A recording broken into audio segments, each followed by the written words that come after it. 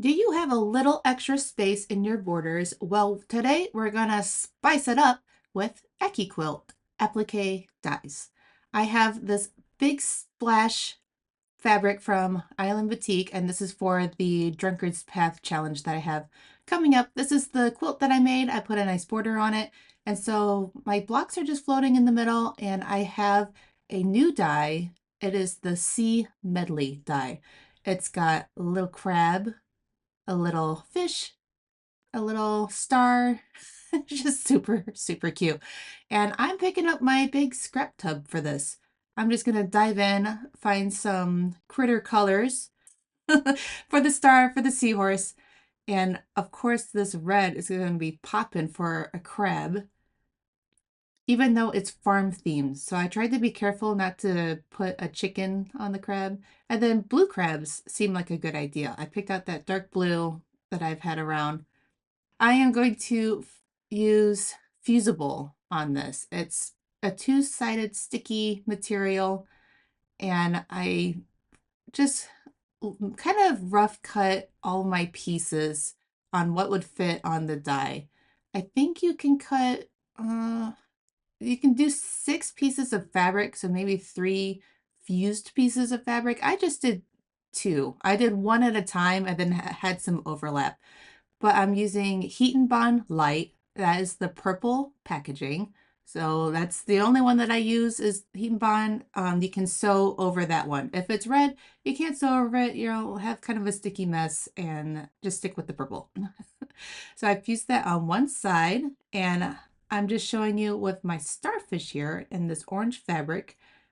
And I am using a 6-inch die because I only need to cut out that shape. So you don't need every of those plastic pieces, the mats that cover the whole die. You just want to be able to cover what you're cutting out. So this is the Go Me little mini cutter.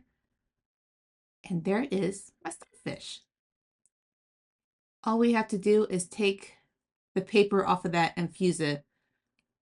After I got all of my applique pieces cut out, then I'm able to put them and place them around. I picked 2 corners just so it would have a little bit more. I know people go big and extravagant and do the entire border filled with applique, and that looks stunning.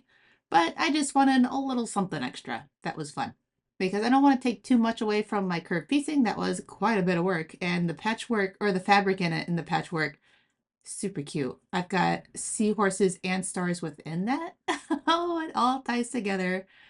I'm using pins after I get my applique shapes in place and pinning that in place. I'm not fusing it yet. I'm going to take this whole piece over to the ironing board, and that's where I'll be able to take off the backing and fuse it in place. However, my Heat and Bond Light, I think, is a little too old. I don't know what the shelf life is on that, but I tried to get these fused, and some of them just wouldn't stick at all.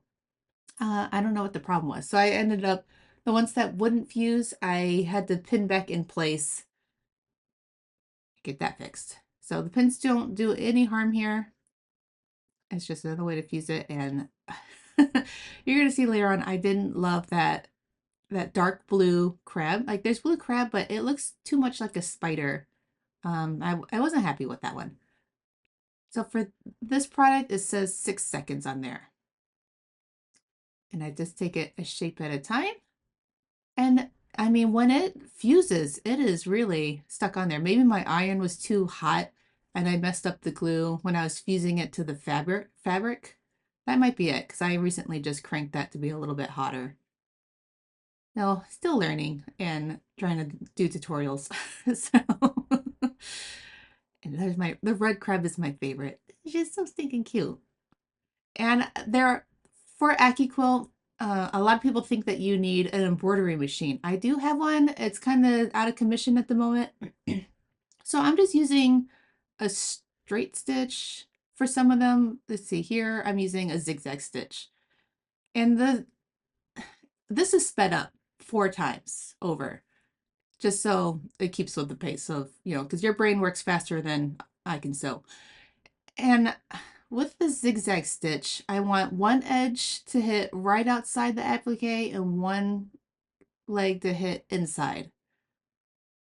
And with some of these applique cuts, it gets really tight and you have to go slow. My advice is if your machine has speed control on it, just move it over to the slowest setting so that when you put your pedal down all the way, it only goes at a slow pace. I had beautiful results when I just slowed it down, and I have the Baby Lock Crescendo, and it'll lift up my foot.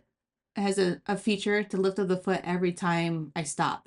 So I was able to pivot it around as much as I wanted without, having to do it manually. Here is the completed applique. It's nice if you can have a matching thread to the top, so it just blends right in because my lines definitely weren't exactly perfect. If you can go a shade lighter, like error on that. And then here's the finished quilt, all quilted and done. You see I took out that blue crab because it looked like a spider and was scaring me. And I quilted right over my applique. I did an edge-to-edge pantograph, swirled right over, and I like how that looks. I didn't do anything custom to crop them out, and that's super cute to me.